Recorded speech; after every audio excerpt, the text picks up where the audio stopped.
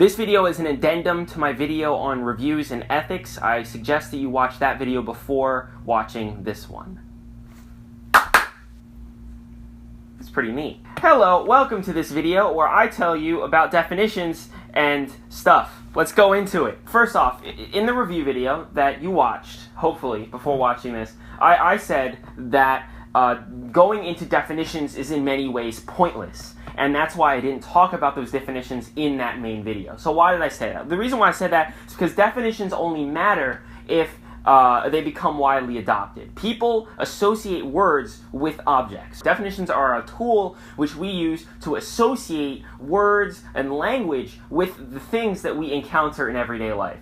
And we use definitions to make communication easy. Me coming up with my own definition of something doesn't really serve the purpose of a definition unless other people adopt that definition, right? These classifications, these definitions, if you will, that I am going to be saying in this video are more suggestions than actual definitions. This categorization I'm going into here isn't necessarily widely adopted. As proven by numerous people calling things that aren't reviews, clearly people aren't using the definitions that I'm going to outline for you in this video. So the whole point of this is to essentially suggest to you as a presumable content creator the classifications that you may want to use when making your videos to hopefully reduce ambiguity and make things easier for the viewer so that way they know what to expect going into your video or article, right? I'm saying video because YouTube, we're on it, or VidMe, maybe. So what's the definition for review? I already said it in the video. It's spoiler-free journalistic articles whose goal is to inform consumers on a purchasing decision.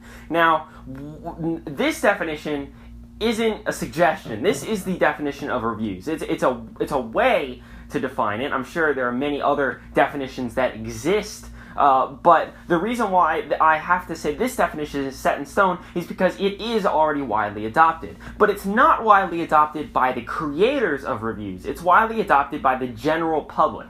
Because the general public goes to something called a review to inform their purchasing decision. They go to a review before deciding to buy a product, basically with the intent of knowing whether they should buy that product or not. And reviews should serve that purpose by essentially distinguishing who would like this product and who wouldn't like this product. That's kind of what I was going into in the video. So if you don't call your thing a review, if you're not doing that, then you're breaking the definition which the public itself has already set. That's why that definition is so important. What does a review which follows this definition look like? Okay, well, a lot of the stuff I already said in the reviews video pretty much applies here, right? A review should focus on predicting public reception, and I use Star Wars as the example in the reviews video because it's an easy one, because I didn't like it where a lot of other people would like it, but my not liking it doesn't necessarily mean that I can't write a review on it because I would know who would like this movie. That is the approach that reviewers should take when writing a review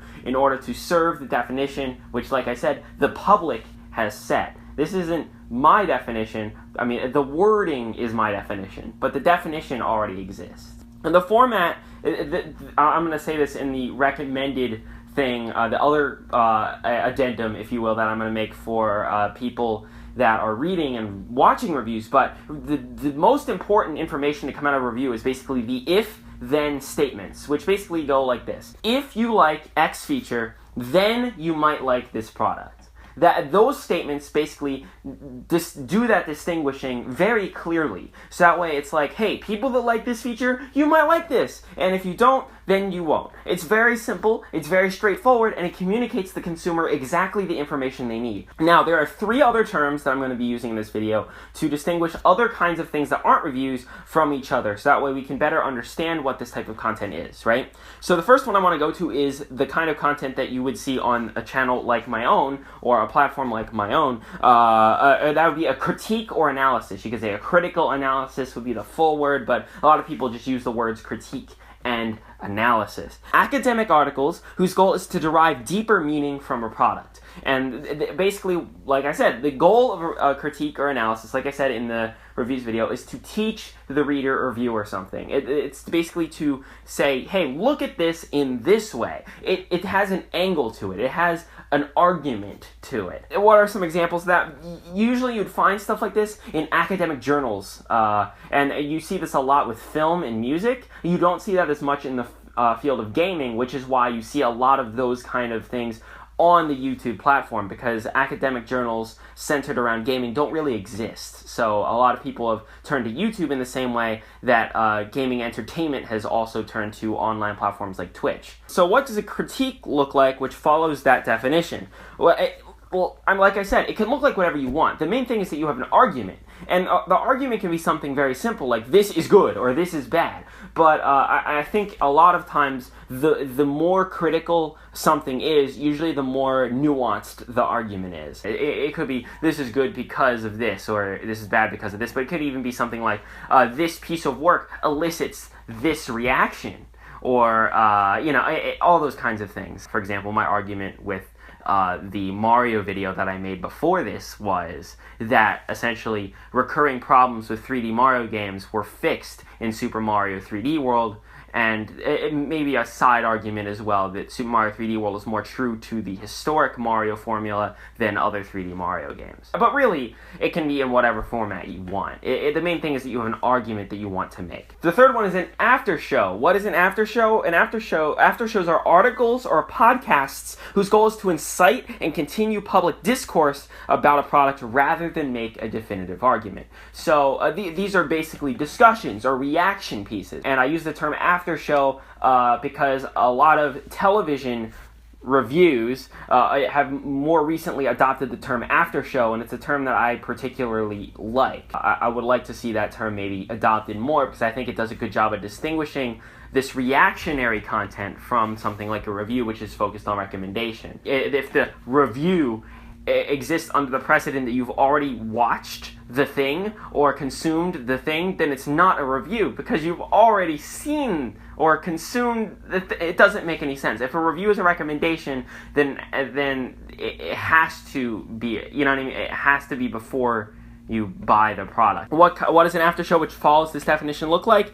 These can be either written or unscripted. And when I say unscripted, that's probably the more conventional use of after show, is like a panel of people, like a few people sitting and talking about a product, right? You see this a lot, like I said, with television. You finish an episode and you're like, oh, what's going to happen in the next episode? I'm really excited. Let's hype that up and let's talk about it. And that's really cool, and it creates discourse with the people that are watching or listening to that discussion. So after shows are really powerful, and I think they're a really interesting medium, but once again, not reviews. And then of course there are reaction pieces as well, which are like more written out things, which aren't really focused on a central argument, but are just like, whoa, look at this feature, or whoa, look at this new release, it's pretty cool, right? And then it's just like kind of hyping it up, basically. I'm not saying anything here is bad. All of these things are great. It's just that most of them aren't reviews. The last one, which I'm going to go into, is an entertainment piece. And an entertainment piece is personality-focused articles whose goal is to use a product as a platform for further entertainment, typically humor. I would say that entertainment pieces exist on YouTube and other similar media streaming sites more than anywhere else. So I think that this particular term is more to talking about those kind of videos. I haven't seen them, an entertainment piece, published in some newspaper or something like that. That just doesn't happen. So these things are usually independent content creators who are making something for their audience, and the focus is on them as a personality rather than the content itself. The entertainment pieces can have elements of all of the three things I put before, but only one at a time, right? Because a review can't also be a critique. A critique can also be an after show, and an after show can also be a review. Those things are very distinct from one another. But an entertainment piece, it's cool because it uses the medium as a platform for entertainment, and that entertainment can be framed around a review. It can be framed around an analysis, or it can be framed around, reactionary content. And I think that's really cool. Basically, the main problem is that things that fall under these different categories, how I outline them, most of them aren't reviews. And people call things reviews that aren't reviews. So please stop doing that, because if you do that, you're going to confuse people. So that's basically all I got. That's this video for you. So thank you so much for watching this one. Bye. Thank you. Thank you for watching. See you later.